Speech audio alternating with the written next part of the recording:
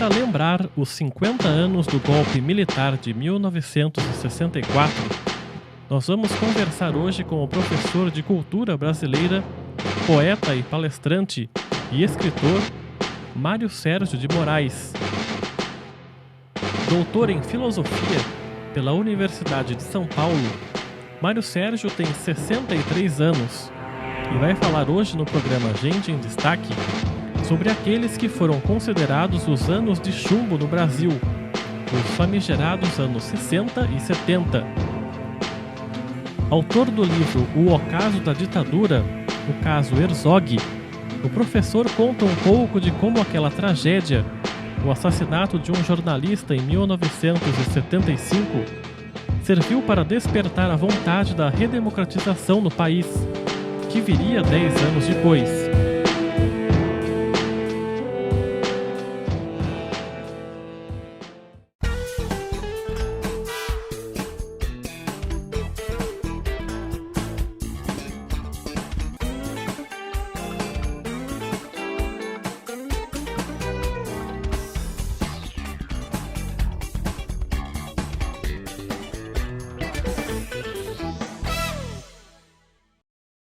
Bom, professor Mário Sérgio, muito obrigado pela sua visita aqui à TV Câmara de Jacareí. Vamos então já começar essa entrevista. Eu falei um pouquinho na abertura sobre os 50 anos do golpe militar de 64, né? O que o senhor se lembra dessa época aqui em Jacareí? O senhor era ainda pré-adolescente, adolescente? O que o senhor lembra dessa época aqui em Jacareí? Eu tinha na época 13 anos de idade. Confesso para você que naquela oportunidade eu não me interessava absolutamente nada por política. Muito mais vibrante para mim era jogar futebol e era basicamente isto que eu me interessava.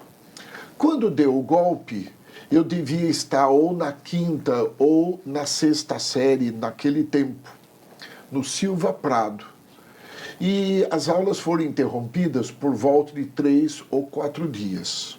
Pois bem, ainda em abril, eu não me lembro se foram nos primeiros dias, mas ainda em abril, eu saí da minha casa, passei pelo Jardim do Rosário e eu vi um caminhão verde, que evidentemente eram de soldados de Caçapava, à procura de alguém dentro da praça, mas no sentido de perseguição. Acredito, mas não tenho certeza, que estavam à procura do vereador Djalma, que naquele tempo, acho eu, era do PTB, Partido Trabalhista Brasileiro. Aquilo me chamou a atenção, como que dizendo alguma coisa meio diferente está acontecendo.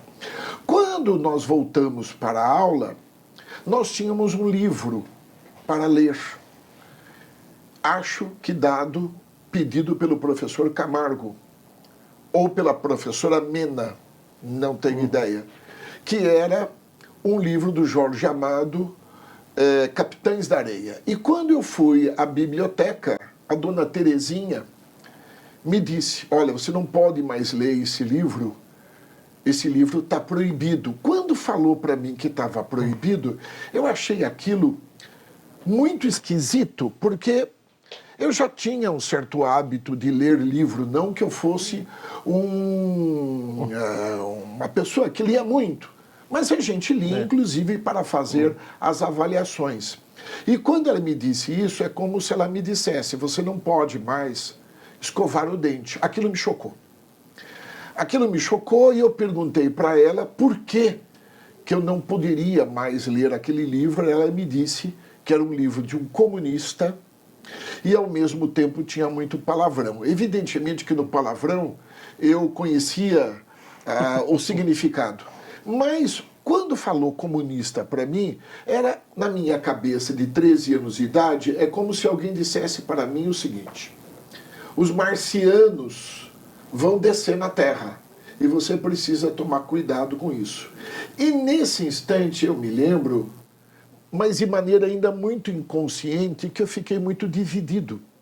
Eu fiquei dividido porque, afinal de contas, se os meus pais estavam me colocando no Silva Prado, é porque tinham confiança a respeito dos meus professores, dos meus educadores, e eu assinava embaixo. Mas, ao mesmo tempo, atitudes como essa, que me pareciam, você não pode comer mais arroz e feijão, me deixaram indignados. Eu tenho a impressão que essa indignação, foi uma semente para que eu tivesse futuramente uma preocupação social e me tornasse um professor universitário e até um historiador. Nesse tempo, 64, ainda o senhor não tinha ouvido falar em comunismo, comunista, né? O senhor falou que não sabia. Dali até 68, que foi o AI-5, teve mais algum outro evento aqui em Jacareí que o senhor possa contar? Teve greves de professores. Também, naquela época, quando as greves aconteciam, muito repentinamente, era 1 ou 2 dias no máximo, para nós era uma delícia, porque afinal de contas nós poderíamos jogar futebol naquela ausência. Mas, ao mesmo tempo, a gente recebia informações que, por detrás de tudo aquilo, que era uma tremenda injustiça, estava o professor Simplício. E o professor Simplício talvez fosse o professor, naquela época, mais querido dos alunos. Era considerado um professor de esquerda, evidentemente que nós não tínhamos esse tipo de concepção. Naquilo que ele nos fascinava era porque ele fazia julgamentos na época de Napoleão, escolhia promotores, advogados de defesa, isso paralisava o ginásio. E ele, por vezes, na aula que ele expunha a respeito da Revolução Francesa, por vezes ele se transformava num protagonista, ele representava. Então a gente dava risada, mas na cabeça de um adolescente começava a se formar um cenário, o quanto a história, o passado, dava para a gente um certo sentido de herança. E aí a gente ficava ainda mais curioso a respeito dos conhecimentos. Então nós íamos na casa dele, ele tinha já uma biblioteca, quer dizer, era uma pessoa culta, e ele nos emprestava livros. Evidentemente que ele já tinha consciência que a nossa preocupação também, não somente minha, mas de um grupo de pessoas e de uma turma, já era uma preocupação de um olhar social. Então, se você me perguntasse, 2 professores que foram muito importantes na minha formação e da geração daquela época, do Silva Prado, eu me lembro de 2 que tinham grande... Não, a preocupação de educação era de 80%. Eles não eram dadores de aula, eles eram educadores, que é uma outra coisa. Mas essa vertente do social eram 2 pessoas. Era o Simplício e a professora Maria Helena, de filosofia. Tá? Acho que Maria Helena Salgado, mas eu não tenho certeza do sobrenome.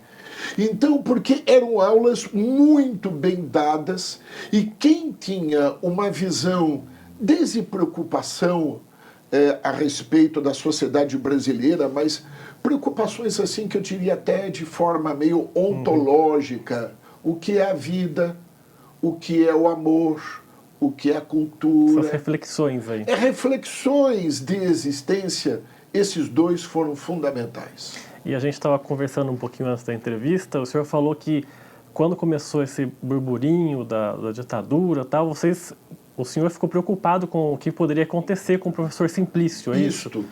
Como é que foi? Aconteceu alguma coisa com ele? Não aconteceu com ele, mas as atitudes de contestação de coisas justas, como greve dos professores, era visto como uma coisa meio do demônio.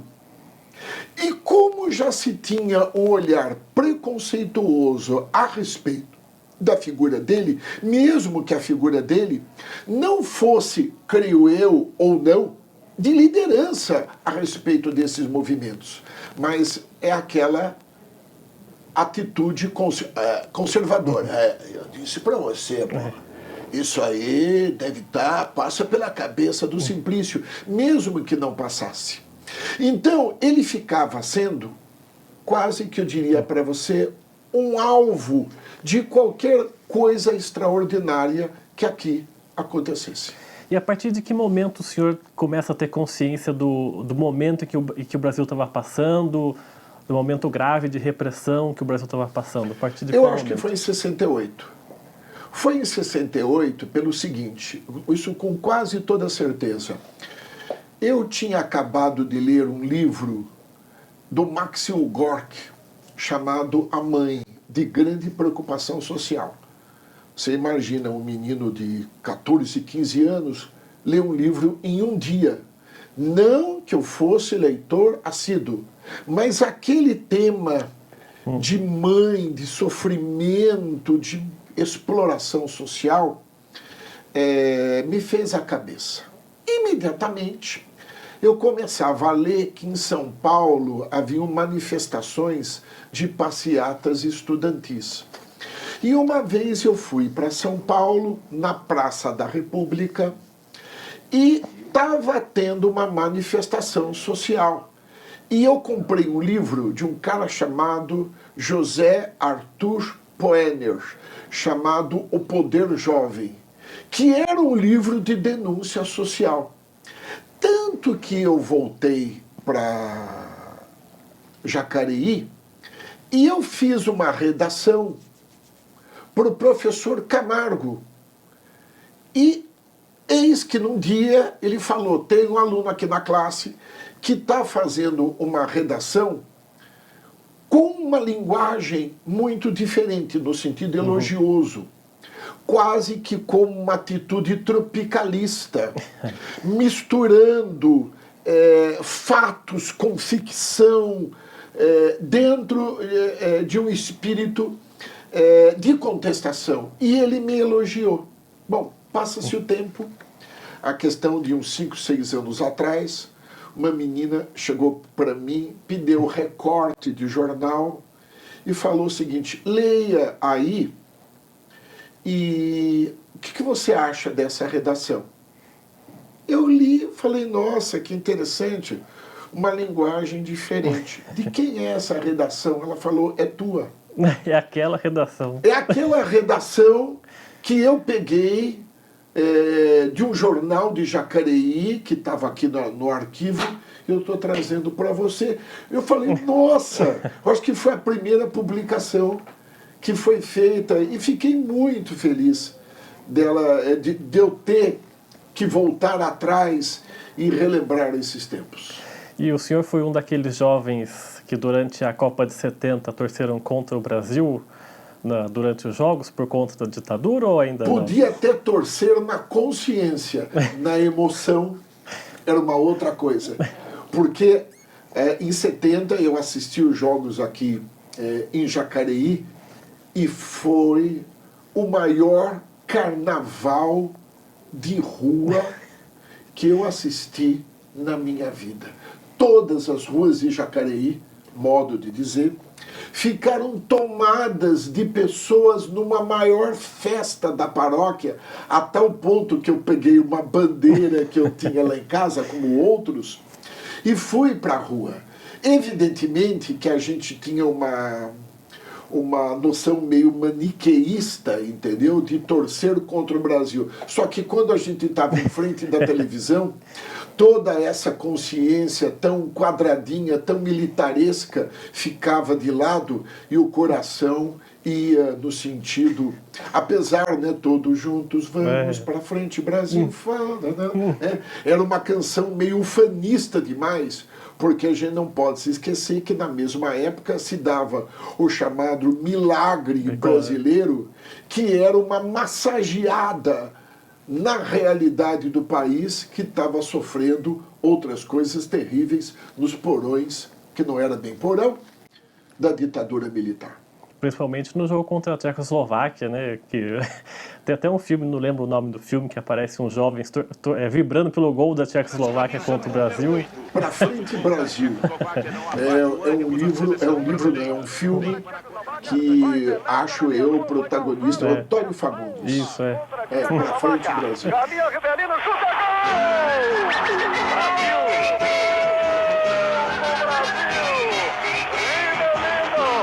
Mas você vai ter que falar. Ai! Deixa eu falar o quê? Tudo, a verdade. Mas me diga. Feito, vai marcar, atirou, é gol!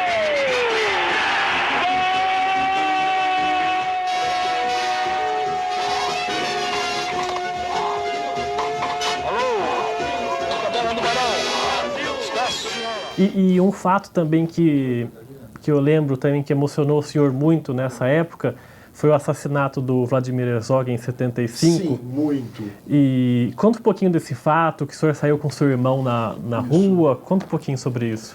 Isso foi quase que uma página da história que eu diria para você, é antes e depois disso, depois, não na minha vida, na vida do país. A hora da virada, aonde a ditadura militar teve que recuar, foi o caso Vladimir Herzog. Particularmente, eu já era estudante da USP, fiz a USP de 70 a 74, que foi o pior período da ditadura militar, porque foi o período do general Médici, e era muito angustiante por vezes, porque a perseguição interna lá era explosiva. Só para você perceber, na minha classe foram 8 caras presos, né? Companheiras e amigos, você imagina como é que a gente fica. Pois bem, no dia 25 de outubro, era um domingo, e eu estava aqui era um sábado, era um sábado, isso mesmo. E eu estava aqui em Jacareí.